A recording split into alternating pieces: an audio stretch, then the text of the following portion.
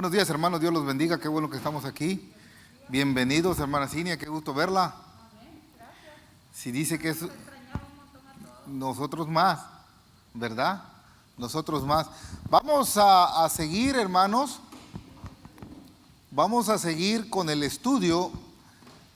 ¿Alguien se acuerda del tema del estudio? Es las bases bíblicas del bautismo, ¿verdad? Hicimos dos preguntas para empezar. Vamos a hacer un resumen rapidito. Hicimos dos preguntas para empezar el estudio. ¿Cuál es la base bíblica del bautismo? Y ¿quiénes son los que bíblicamente deben de bautizarse? ¿Se acuerda? Empezamos a mirar con Biblia en mano. Empezamos por Génesis. ¿Por qué empezamos por Génesis? Porque en los primeros 3 versículos, cuando Dios hace el cielo, la tierra, miramos que la tierra era pura agua, ¿se acuerda?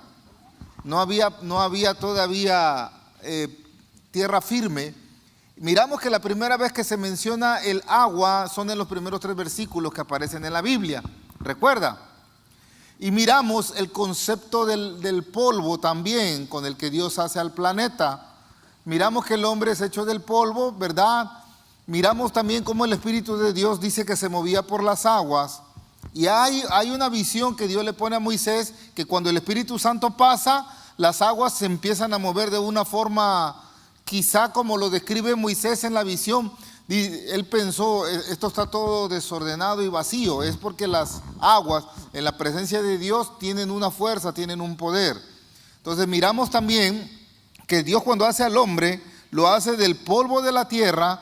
Vimos que el planeta tiene 70% de agua aproximado, 70-75, igual el hombre. Miramos que somos más hechos líquido que del polvo que somos formados con el que Dios formó la tierra, ¿se acuerda? ¿Qué más miramos? El simbolismo, el símbolo de vida y de pureza que hay en el agua. Vimos pasajes bíblicos en referencia al agua. Vimos un salmo, ¿se acuerda?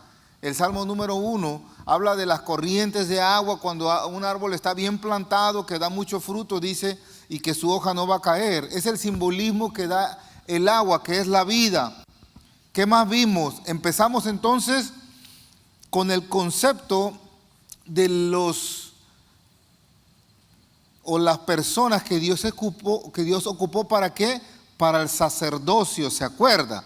Estuvimos mucho en Éxodo 28, Éxodo 29, vimos parte de Levítico. Vimos que los que Dios escoge como los sacerdotes, que fue Aarón y sus hijos, llevaban un procedimiento, ¿se acuerda? Antes, cuando Dios los escogía, tenían que santificarse. Primero los sacerdotes se tenían que santificar, tenía que, de una forma, en las expiaciones, en el sacrificio de los animales, tenía que ponerse primero a cuentas con Dios, ¿se acuerda? Y después venía un proceso en las vestiduras. Dios escoge las vestiduras, acuérdese de eso. Todo esto son conceptos básicos del bautismo. Dios escoge las vestiduras. Vimos el lavamiento de pies y manos en los sacerdotes. Vimos los pasajes bíblicos donde Jesucristo menciona, ¿verdad? En Apocalipsis, en el capítulo 22, cómo Jesús dice que son bienaventurados aquellos que mantienen sus ropas limpias. Vimos el significado de mantener las ropas limpias. ¿Cuál es el significado de mantener las ropas limpias? Las buenas acciones. Jesús menciona algo, que para que tengamos derecho al árbol de la vida tenemos que mantener las ropas limpias. Vimos todo ese simbolismo. Ahora, el próximo paso, miramos la consagración de los sacerdotes, cómo tenían que hacer la expiación y todo el procedimiento y las palabras de advertencia que da Dios. Tenían primero ellos que ponerse a cuentas con Dios para poder ministrar en el santuario, ¿se acuerdan? En el tabernáculo. De ahí pasamos a las vestiduras sacerdotales y nos quedamos, ¿se recuerda en qué punto nos quedamos? En la fuente de bronce, ¿se acuerda? Vimos en Éxodo 30:17 cómo es importante considerar que el tabernáculo es una imagen o hace alusión a donde Dios vive, que es el tercer cielo. Miramos, hermanos, la forma, cómo Dios ordena que se haga esa fuente de bronce. ¿Se acuerda de qué Bezaleel, de qué hizo la fuente de bronce donde el sacerdote se tenía que lavar las manos y los pies? Y Dios advierte, antes de entrar al tabernáculo se tienen que lavar pies y manos para que no, ¿qué? Para que no mueran. Vea lo importante que es el lavamiento. Estamos en el Antiguo Testamento, acuérdese. ¿De qué era hecha la fuente de bronce? ¿Alguien se recuerda?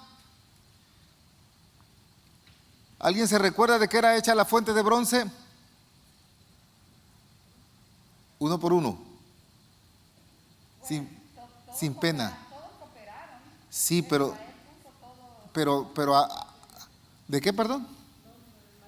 Sí, ¿de qué era? Sí, era de bronce, obvio, ¿verdad? Pero, ¿cuáles fueron los artículos que Dios pidió para hacer esa fuente? Acuérdese.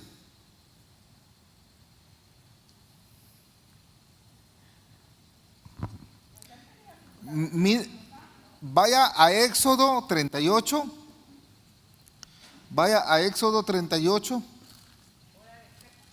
De los espejos de las mujeres. De los espejos de las mujeres. Éxodo 38:8. Por eso es importante apuntar los versículos bíblicos.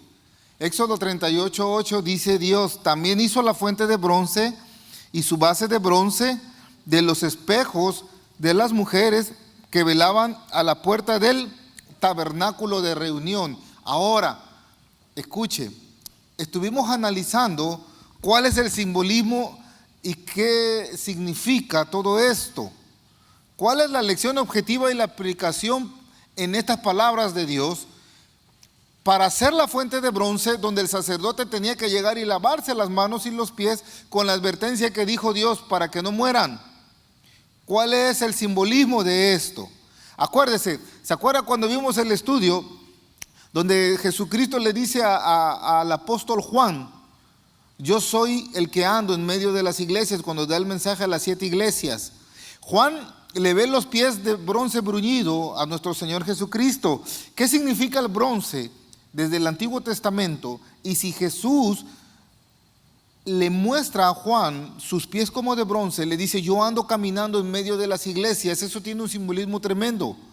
Cristo ahorita está aquí en medio de nosotros y está en todas las congregaciones que se predican y practican la sana doctrina. El bronce significa juicio, ¿se acuerda? Lo vimos ya en un estudio. ¿Cuál es el juicio entonces de la fuente de bronce? Hecha con los espejos de las mujeres que velaban en la puerta del tabernáculo. ¿Qué significa el espejo? ¿Por qué hacían el espejo las mujeres de bronce? Porque tenían que pulirlo bien para que se miraran. Y en un espejo tú te reflejas, nosotros nos podemos reflejar. Nosotros nos podemos reflejar. Mire esto, vaya conmigo. Vamos a leer Santiago 1, 23 al 25 y oramos para empezar el estudio. Esta es la introducción, ¿ok? Refrescando un poquito lo que ya habíamos mirado. Santiago 1, versículos 23 y 25. Me dice amén cuando lo tenga. Yo quiero que todos lo leamos.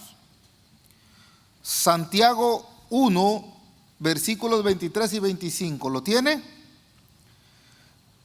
Porque si alguno es oidor de la palabra, pero no hacedor de ella, escuche lo que dice Dios por medio de la pluma de Santiago.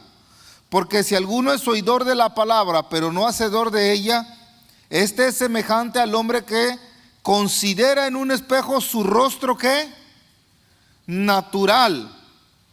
¿Cuál es el rostro natural del hombre? Pregunto. Carnal. Pecaminoso. Hay hombres que les gusta maquillarse, esos que les llaman metrosexuales, ¿sabía?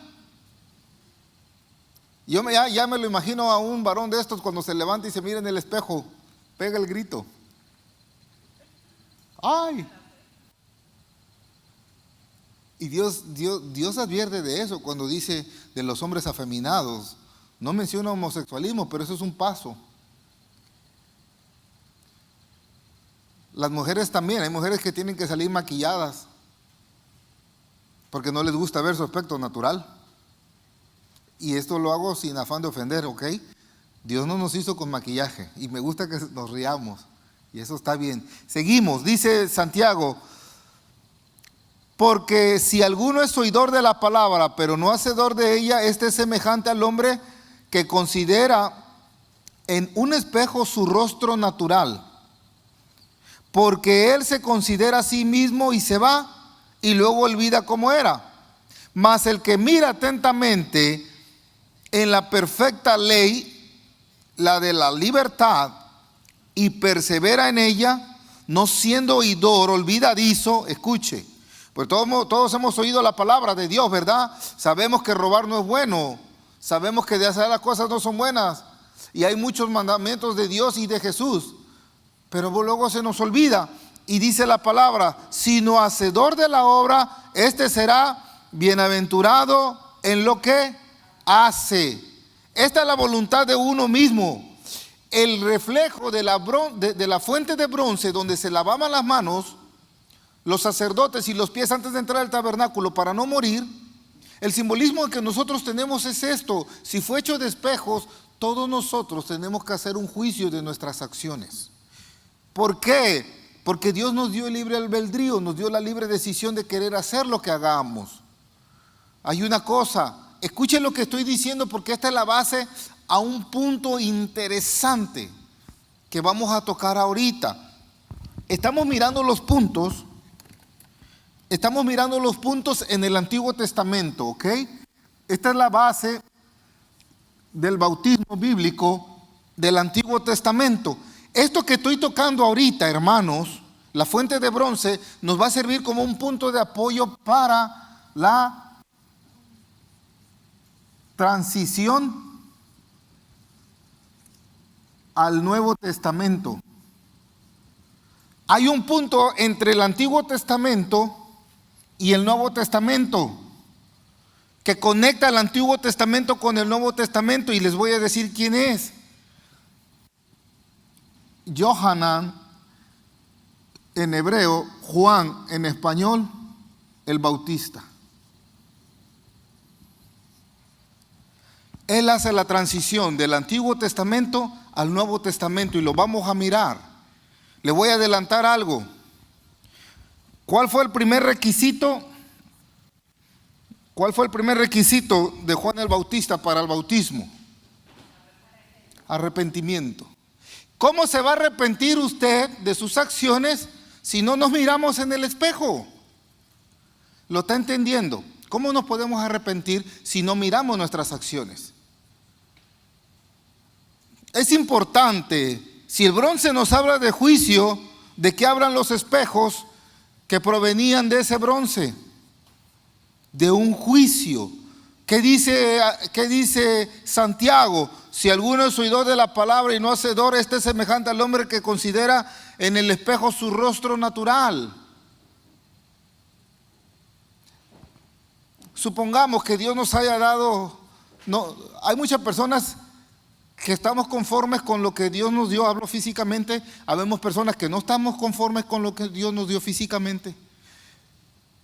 Pero si somos ese tipo de personas que nos paramos en el espejo y nos sentimos agradables, bueno, que gloria a Dios. Pero estamos viendo solamente el rostro natural. ¿Cuál sería el espejo del que está hablando Dios aquí en Santiago? Y el simbolismo de la fuente de bronce. El espiritual. El espiritual. Ok, ahora mire.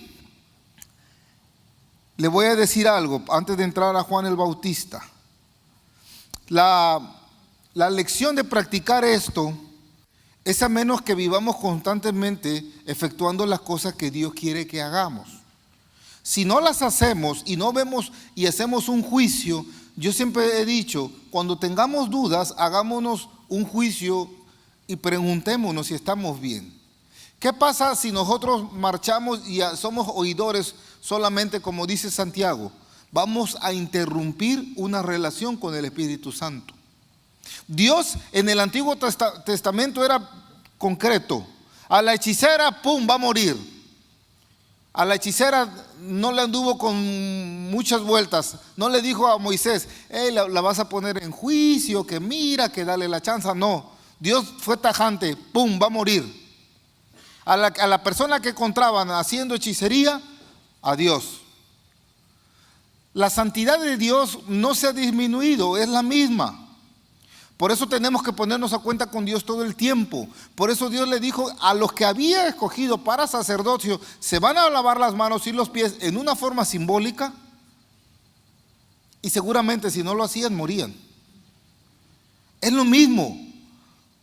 Acá nosotros hemos abusado de la misericordia de Jesucristo porque honestamente no nos hemos mirado muchas veces en el espejo de las malas acciones que estamos haciendo. Y eso incluye malos pensamientos, malas palabras. Estamos tomando la base, ¿ok? Ahora mire, Primera de Juan, ahí adelantito, vaya al capítulo 1, ¿ok? Pasa Pedro, pasa por donde está Pedro, lo saluda cordialmente, le dice, Pedro, voy con Juan. En otro estudio regresamos contigo.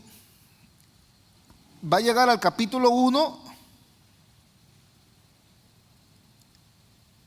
y vamos a leer del versículo 6 al 10. Me dice amén. Primera de Juan, capítulo 1, versículo 6 al 10. Primera de Juan, capítulo 1, versículos de 6 al 10. Si decimos que tenemos comunión con Él y no nos miramos en el espejo y hacemos un autojuicio y andamos en tinieblas, mentimos y no practicamos la verdad, pero si andamos en luz, como Él está en luz, tenemos comunión unos con otros y la sangre de Jesucristo, su Hijo, nos limpia de todo pecado. ¿Se acuerda que en el estudio pasado yo les hice una pregunta? En el espejo, ¿qué se necesita para que nosotros podamos ver bien, con claridad, nuestro rostro? ¿Qué se necesita? Luz. Póngale bastante luz a su tocador o en el baño y se va a ver hasta los poros de la cara, hasta le va a hacer así. Usted voltea y se mira bien clarito todo. Ya no tengo patas de gallo, ya tengo patas de guajolote. Y a maquillarse. Nos preocupamos más por maquillarnos que por leer la palabra.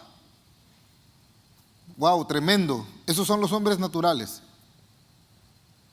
Mire lo que dice el apóstol. Pero si andamos en luz, como Él está en luz, tenemos comunión unos con otros y la sangre de Jesucristo, su Hijo, nos limpia de todo pecado. Pregunto, ¿cómo puedo hacer un juicio en mi espejo de bronce para poder lavarme bien las manos, los pies y mis ropas, como dice Cristo?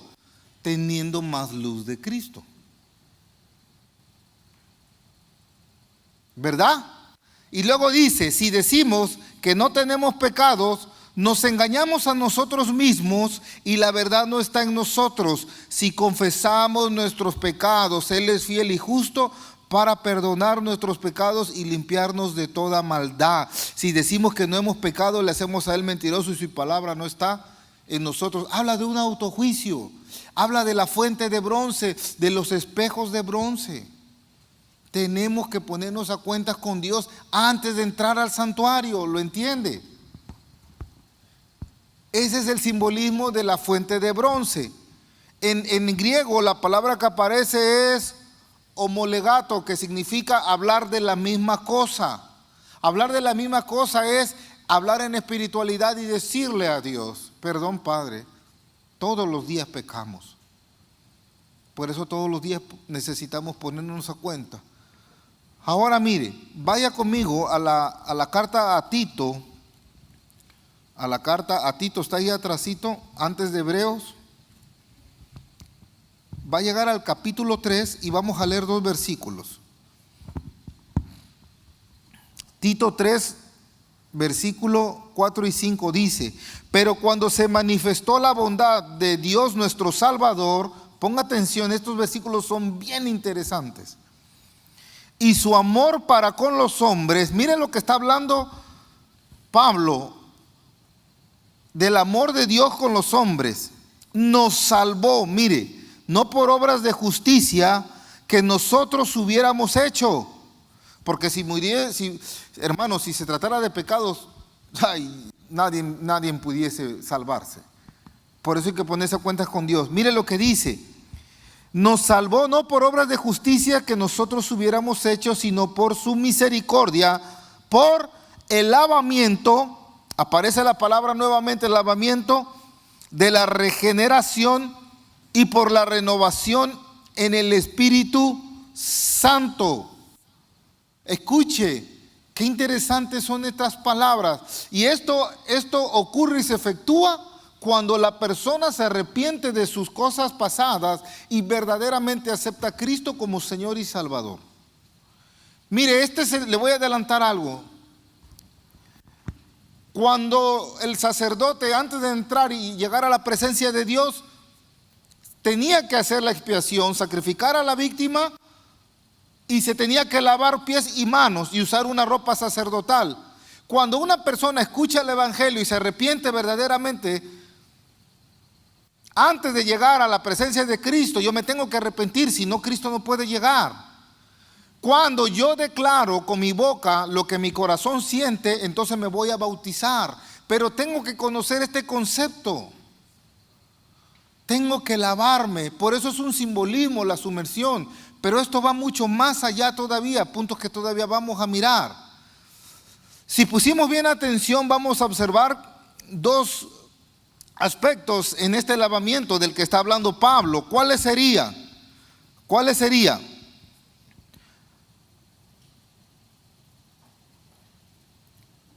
Habla del lavamiento, dice, de la regeneración y por la renovación en el Espíritu.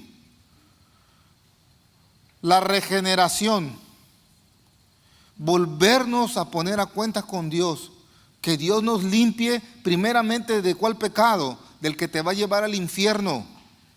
Todas las personas que mueren sin Cristo no han tenido esta renovación. Todas las personas que han muerto sin Cristo no tienen la renovación en el Espíritu, la regeneración por el Espíritu Santo. A mí me da pena de que yo espero en Dios que muchos de los que yo he mirado en las redes sociales verdaderamente en el hecho de muerte se hayan arrepentido y aceptado a Cristo, porque Dios es tan grande que en el momento de morir, si aceptan a Cristo, son salvos. La única diferencia es que la Biblia habla de premios, de coronas. Oye, hermanos, si nosotros nos emocionamos y nos regalan un carro, andamos de felicidad. Ahora imagínense los premios que Dios va a dar allá. Yo no tengo idea cómo son, pero no podemos comparar un auto o incluso una casa, ni el mismo planeta Tierra, con algo que Dios te va a dar. Y eso es lo que esas personas sí van a ser salvas, pero no van a gozar de esos premios que Dios va a dar allá arriba.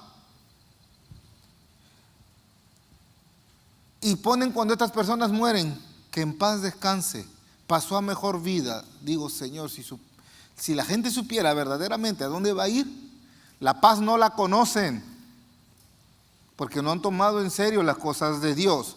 Ahora, entendiendo este punto, vamos a pasar Antiguo Testamento, tenemos que llegar al bautizo ¿de cuál?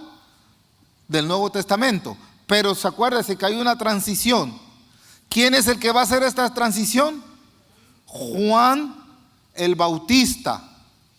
Escuche, usted es bautista, ¿verdad? ¿Y usted sabe lo que es ser bautista? ¿Sabe dónde nació la denominación bautista?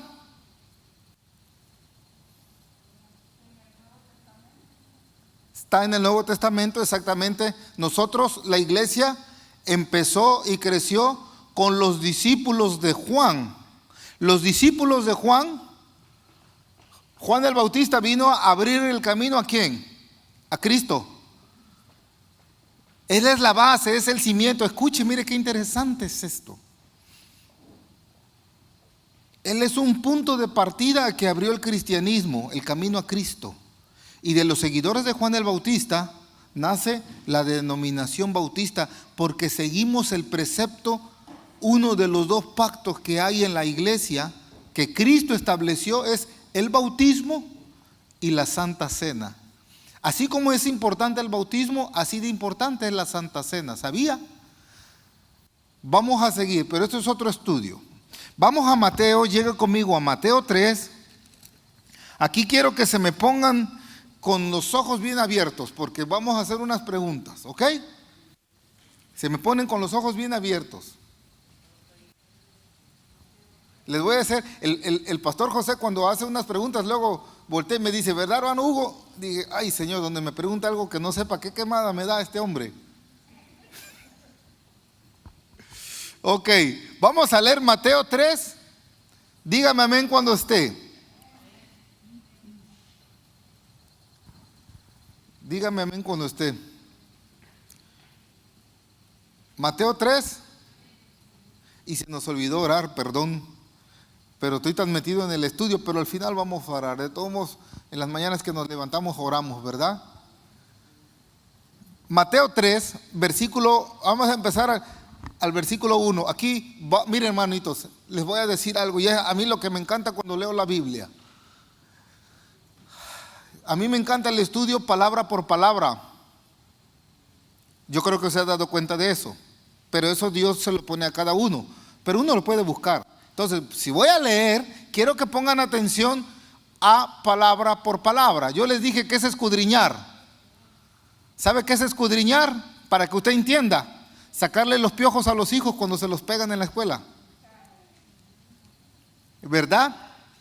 ¿Qué estás haciendo? Le estoy escudriñando la cabeza a Alejandra. ¿Verdad? A mí me gusta que me escudriñen los pies. No, no es cierto. Ok, vamos a leer palabra por palabra. Pongamos atención. Mateo 3. En aquellos días, versículo 1, vino Juan el Bautista. Pregunto, ¿por qué se llama Juan el Bautista si todavía no había bautizado? Porque la historia ya ocurrió, ¿verdad? Dígame, hermana. Sí, ya él ya venía predestinado, exactamente. Pero ya la Biblia lo menciona como Juan el Bautista, ¿por qué? Porque esto ya ocurrió, ¿verdad? Ok. Predicando en el desierto de ¿dónde? De Judea. Vamos a poner aquí Judea. Judea. Ok, acuérdese. Y diciendo, arrepentíos, porque el reino de los cielos se ha acercado.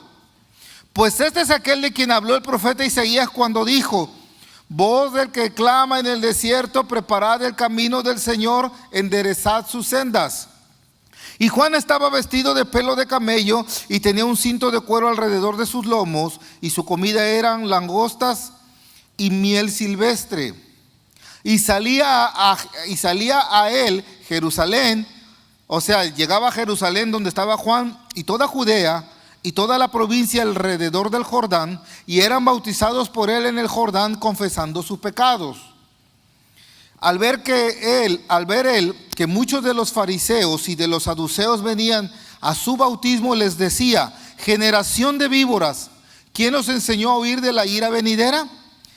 Haced pues frutos dignos de arrepentimiento. Ok, vamos por partes. Vamos a mirar primero los dos primeros versículos. Ok, vamos a mirar los dos primeros versículos. ¿Sí o no? En aquellos días vino Juan el Bautista predicando en el desierto de Judea. ¿Quién viene a predicar la base bíblica del bautismo? Escuche lo que le digo para que pongamos atención. Lo del bautismo no era recientemente en la época de Juan el Bautista. Los judíos antes de Juan el Bautista practicaban el lavamiento por sumersión en el agua a los que se les llaman prosélitos. En un ritual los lavaban, porque ellos entendieron el simbolismo del sacerdocio. ¿Qué es un prosélito? Yo creo que si ha leído el Nuevo Testamento, hay muchos prosélitos. Prosélitos de Antioquía, prosélitos. Un prosélito es la persona que nacía fuera de Israel y se convertía al judaísmo. Para convertirse y ser judío tenía un proceso, y en ese proceso lo lavaban, lo sumergían en tinas de piedra. Ese es un prosélito. Los 7 diáconos de la iglesia son prosélitos. Eran griegos, nacieron fuera de Israel, pero se hicieron judíos. Y después de ser judíos, creyeron en Cristo y se hicieron judíos, pero mesiánicos, o sea, cristianos. Dígame, hermana. Entonces nosotros todos somos prosélitos.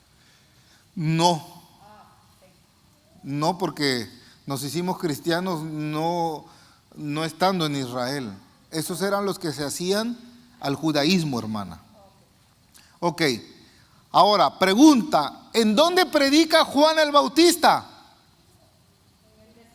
En el desierto. ¿En dónde da Dios la ordenanza para el lavamiento de pies y manos sacerdotales? En el desierto. Qué curioso, ¿no? Cosa curiosa. Porque el tabernáculo de reunión estaba en el desierto. ¿Sabe qué simbolismo tiene el desierto bíblicamente? Sequía. Escuche, y hay pasajes bíblicos donde el desierto significa muerte. Y usted dice, bueno, ¿y por qué Dios dictó esas leyes ahí? Porque donde está Dios hay vida en abundancia. Ok, Juan el Bautista empieza a predicar en el desierto, en el mismo lugar donde Dios dio las leyes. ¿Lo está entendiendo? Ok. Diciendo, arrepentíos porque el reino de los cielos, ¿qué? Se ha acercado. Ahora, ¿cuál es el primer requisito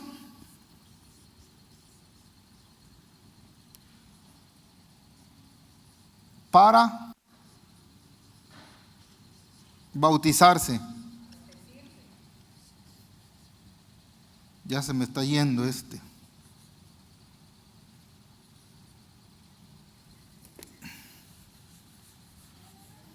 Para bautizarse, ¿cuál es?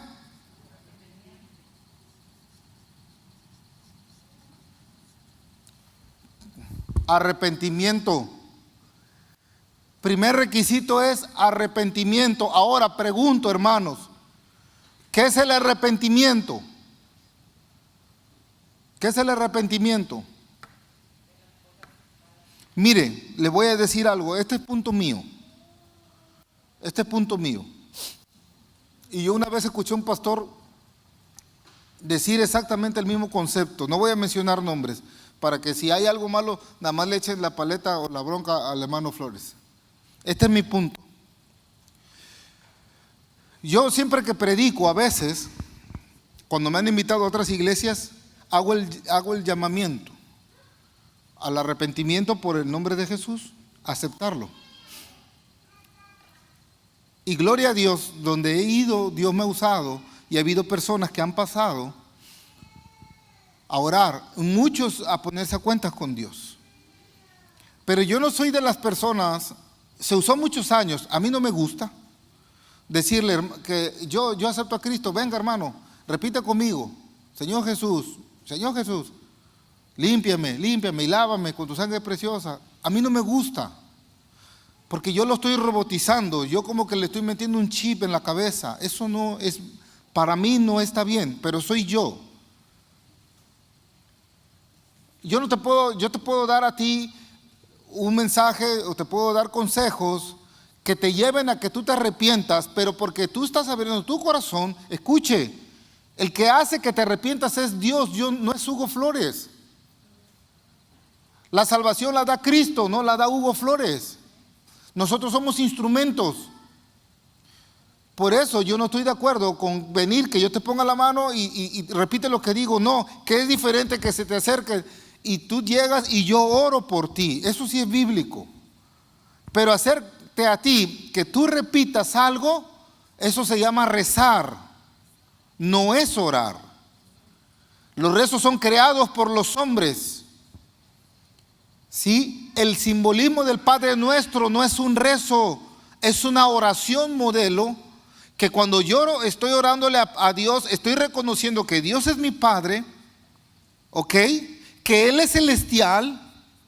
Estoy reconociendo que yo dependo de Él, que Él me da el alimento y el sustento, pero no es para repetirlo. ¿Me entiende? El arrepentimiento del que Juan el Bautista estaba hablando es mirarme en el espejo, en esa fuente de bronce, y que yo mire mis acciones verdaderas, pedirle perdón a Dios y quitar mi rostro natural y poner el espiritual. Un niño o un bebé, ¿de qué se puede arrepentir? Pregunto. Hay una edad donde los niños ya entienden quién es Cristo. No sé, yo pienso que de 12 años, que es la edad bíblica en la que los judíos se independizaban de una forma espiritual, porque dependían de los papás, pero muchos les entregaban una fuerte fortuna y los empezaban a enseñar a que fueran personas que supiesen administrar lo que les daban los padres, lo que es la entrada a lo que les llaman los hijos de la ley. Cuando Cristo, Él llega al templo, Él estaba ya en la edad para estar en los hijos de la ley. 12 años tenía cuando entró al santuario y leyó el rollo donde venía una profecía del profeta Isaías. El primer requisito para bautizarse es arrepentimiento. Arrepentimiento. Porque hay personas que dicen, les comenté en el estudio pasado, es que si un niño se muere sin bautizarse, su alma anda penando. ¿En dónde dice eso en la Biblia? Esos cuentos me los enseñaron allá en Veracruz, de donde yo soy. Y allá al espíritu de los niños les dicen chaneques. Son los chaneques, los que te espantan. Ay, los que me espantan. ¿Y qué son los chaneques? Son los espíritus de los niños que no se bautizaron. Oh, y yo me la creía. Y mira dónde va la ignorancia. Si te traumaban de chamaco, la mamá te ponía una tijera abajo de la almohada. Con eso espantaba los demonios. O si no, mételes un vaso con agua por debajo de la cama. Y si no tenías cama, ve la ignorancia. Jesucristo, Él dijo, dejad a los niños que vengan a mí, porque de los tales es el reino de los cielos. Ellos son los dueños. Nosotros somos colados. Entonces, el primer concepto es arrepentimiento. El arrepentimiento, ¿cuál es? ¿O qué es? Es el pesar de una persona por haber hecho algo malo. Que hicimos algo malo. Es escuche, es el haber hecho algo malo. ¿Ok? Mire bien. O algo que dejamos de hacer. Wow, tremendo. ¿Cómo así? Yo pude haber hecho en este instante algo malo y me voy a arrepentir, o me arrepiento, perdón. Pero también el arrepentimiento viene de algo que dejamos de hacer. Dejé de ir a los estudios bíblicos, dejé de ir a la alabanza y adoración, dejé de estudiar, dejé de orar. Va a llegar un momento, si tú te arrepientes, gloria a Dios. No eres un hombre natural al 100%, como dice Santiago. Eso es arrepentirse, ¿ok? De que nos hemos dado cuenta que lo que hicimos desagrada a Dios. Bíblicamente, la transición que hay del Antiguo Testamento en el bautismo al Nuevo Testamento la trae Juan. Acuérdese de algo, le voy a adelantar algo del estudio. ¿Quién es el que sella con broche de oro el bautismo cristiano? Cristo. Ahí se cierra con broche de oro, porque Él vino predicando, arrepentíos porque el reino de los cielos se ha acercado. El reino de los cielos en este caso es Jesús. Pero si ya está aquí ahorita establecido, ¿cuál es el reino de los cielos? Se lo voy a adelantar. La iglesia es parte del reino de los cielos. Predicar es parte del reino de los cielos. Las buenas obras es parte del reino de los cielos. Pero sin el rey no hay reino. Tiene que estar Cristo. Orar es parte del reino de los cielos. Estudiar es parte del reino de los cielos. Leer la Biblia es parte del reino de los cielos. La comunión entre los hermanos es parte del reino de los cielos. Ahora, vamos a observar. Seguimos. Versículo 3. Pues este es aquel de quien habló el profeta Isaías refiriéndose a Juan el Bautista. Cuando dijo, voz del que clama en el desierto, preparad el camino del Señor, enderezad ¿qué?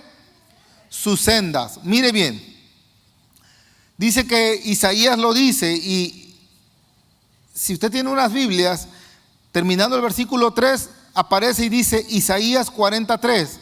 Si lo quiere leer, dice exactamente lo mismo. Malaquías, ahí atrás de Mateo, luego, Malaquías es el último profeta del Antiguo Testamento. 3, versículo 1 dice, he aquí yo envío mi mensajero. Le hago una pregunta, hermano. Vamos a testearlos. Dice que Juan el Bautista era ¿qué? Mensajero.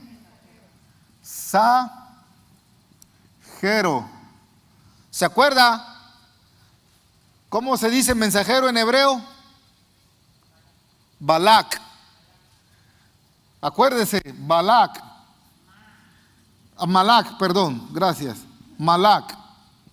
¿Y qué es Malak? ¿Qué es Malak? En griego. ¿Qué es Malak en griego? Ahí la gano, ahí ya estamos a mano, 1-1. Ángelos. En español o en castellano se traduce como ángel. Entonces, si leemos, vamos a decir que llegó un ángelos o un mensajero o un malaj de Dios. Es la referencia que se le da a Juan el Bautista. ¿Ok? He aquí yo envío mi mensajero, el cual preparará el camino delante de mí y vendrá súbitamente, escuche, y vendrá súbitamente a su templo el Señor a quien vosotros buscáis. Y el ángel del pacto a quien deseáis vosotros, he aquí viene, ha dicho Jehová de los ejércitos. Dios mismo hablando de él mismo cuando se iba a hacer hombre en el cuerpo de Cristo, que Juan el Bautista iba a abrirle el camino. Ok. Lucas 1, vaya al Evangelio de Lucas, capítulo 1, versículo 76, mire lo que dice.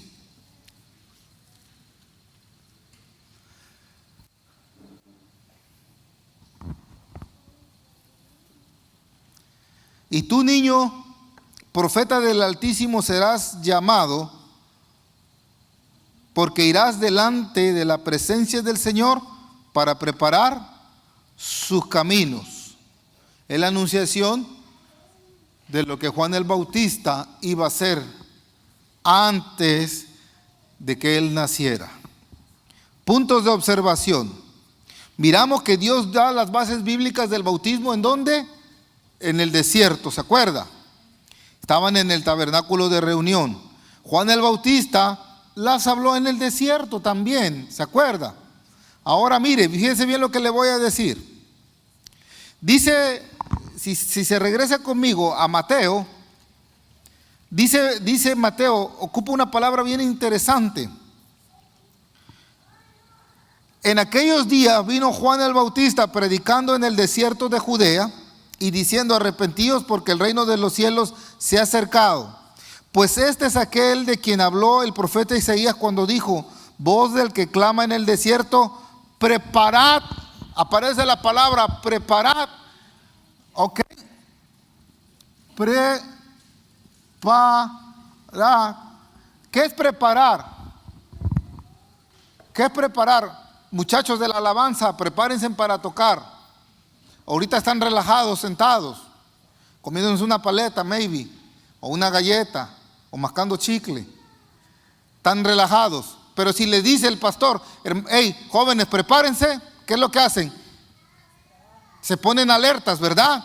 Wow, ya saben que van a tocar, ¿sí o no? Mire, ¿se acuerda del Éxodo 19? ¿Se acuerda de Éxodo 19, versículo 10? Vaya conmigo a Éxodo 19. Mire cómo está todas las indicaciones antes del lavamiento y de llegar a Dios en plenitud son las mismas. Éxodo 19, versículo 10. ¿Se acuerda? Lo vimos la semana pasada. Mire lo que dice Dios, lo que le dijo Dios a Moisés. Y Jehová dijo a Moisés, Éxodo 19, versículo 10. Y Jehová dijo a Moisés, ve al pueblo y santifícalos hoy y mañana. La palabra santificar es apartarse del mal. ¿Estás haciendo algo malo, muchacho?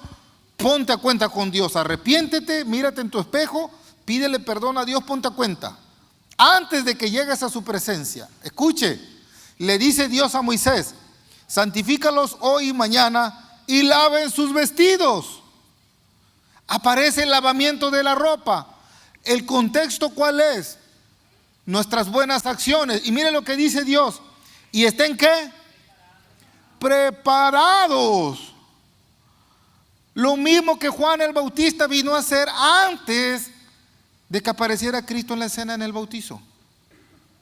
Prepárense, muchachos. Si usted se va a bautizar, joven, si usted se va a bautizar adulto, cuando conozca a Dios, cuando se arrepienta, hermanos, prepárense para el bautismo. Entiendan el concepto que es bautizarse. Lo adelanté en el estudio la semana pasada. Porque Cristo nos ha hecho sacerdotes de Dios. El simbolismo de bautizarse es andar en santidad.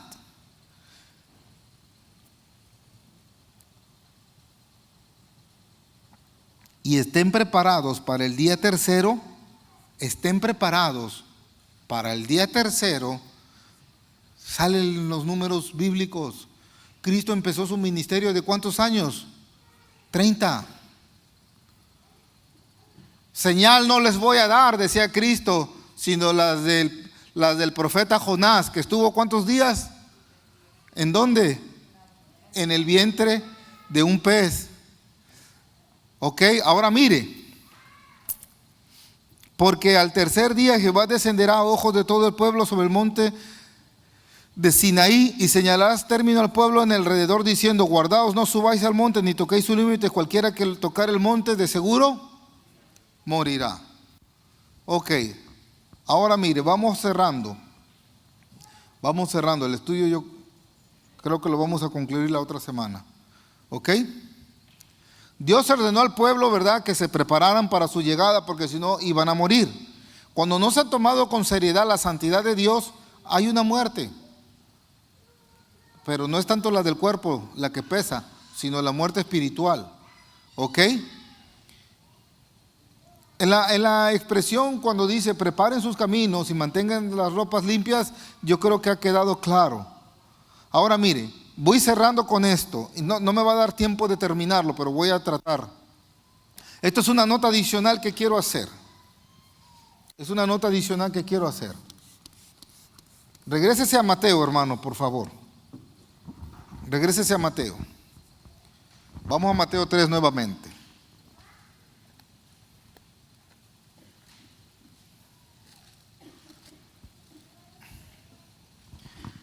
Alguien que lea el versículo 4, por favor.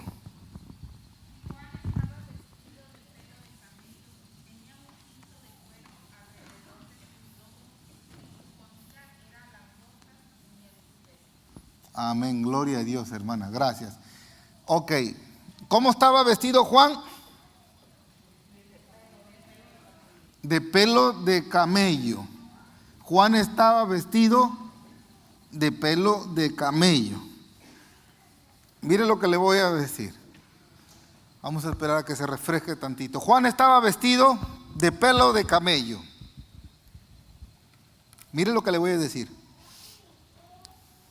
La vestimenta de Juan.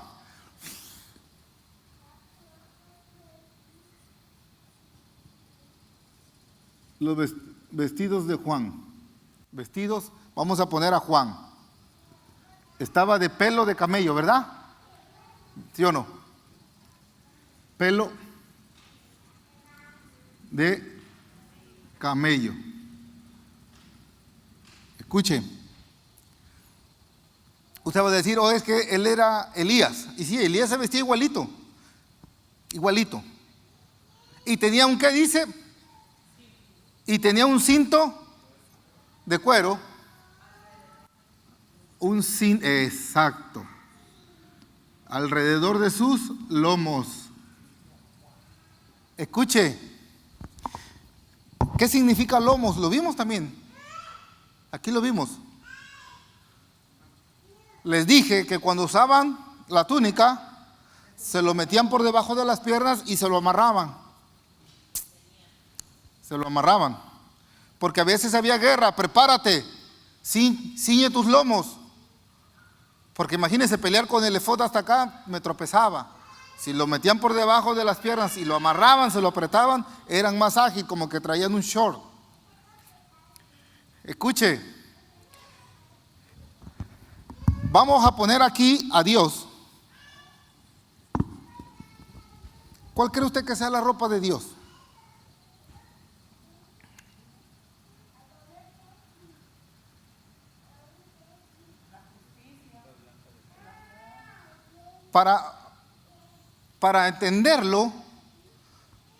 Para entenderlo, pongamos a Jesús. ¿Por qué Jesús? Porque Jesús es Dios hecho hombre. ¿Ok? ¿Cuándo usó ropas Dios? Las usó en el cuerpo de Jesús. ¿Sí o no? ¿Ok? Hay una palabra en hebreo que se pronuncia así, chulak, que significa túnica. ¿Ok? Significa túnica. Hay unos lugares donde les dicen quituna. Ok, cheque. ¿Por qué le explico esto? No me va a dar tiempo de explicarlo, pero qué bueno que se queden así para que no falten al otro estudio. Los hombres de mucho dinero en la época de Cristo, los hombres letrados, como Nicodemo, por un ejemplo, la chulak o la quituna la usaban hasta los pies.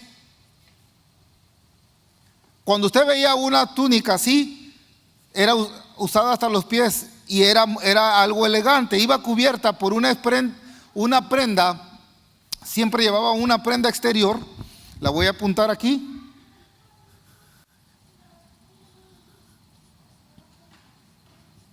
El talit. ¿Sabe qué es el talit? Es el manto. Es un manto que usaban ellos. Entonces los hombres lustrados usaban la túnica con un manto. ¿Ok? Mire bien. Solamente tenía 3 agujeros, la del cuello y la de los brazos. Y su manto. Jesucristo usó una. ¿Ok? Si usted va conmigo, vaya a Juan, Evangelio de San Juan 19:23. Ya voy terminando. Cuanto mucho me agarro un minuto, pero solamente para cerrar la idea. Juan 19:23. La vestimenta que usó nuestro Señor Jesucristo, ¿ok?, era parecida, nada más que en su borde inferior tenía una especie de costura en la parte de arriba.